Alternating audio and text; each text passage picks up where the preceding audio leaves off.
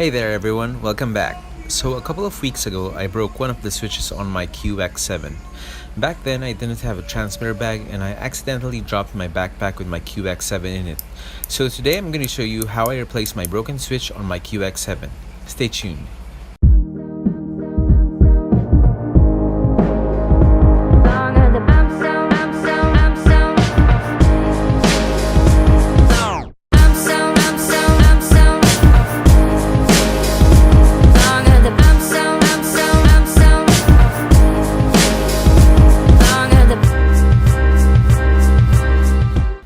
Before anything else, I just want to show you this awesome Ethix transmitter bag that I eventually got for my QX7. It makes sure that my QX7 is quite comfy and protected, while looking pretty awesome at the same time. You can get it from the TBS shop, or if you're in the Philippines like me, you can get it from my buddy Mark Escueta, so do check out the description below. So there are 4 screws at the back which you need to remove. 2 of them are inside the battery bay. And once you get those out, the back of the QX7 will just pop off easily.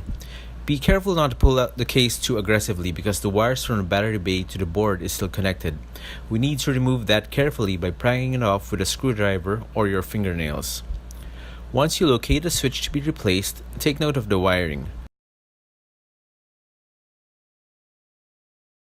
Removing the switch can be done easily by loosening it with a screwdriver and unscrewing it by hand. Now let's start removing the wires from the old switch by first cutting the heat shrink. Then we need to take our soldering iron to solder the wires off the switch. Now that we've got that taken care of, let's slip a piece of heat shrink over each of the wires. While we're doing that, I'd like to take a moment to say that if you have just discovered my channel, I do have other videos showing you how to build your own quad, some awesome FPV and travel videos, and more. So do consider subscribing and checking out the rest of my videos. Alright, once you've got them all soldered up, we just need to slide the heat shrink over the connections and tap your soldering iron on them to transfer just enough heat because you don't want to melt the heat shrink. Just plug the battery wire back to the board and screw the case back up, and we can now test that the switch is now working perfectly.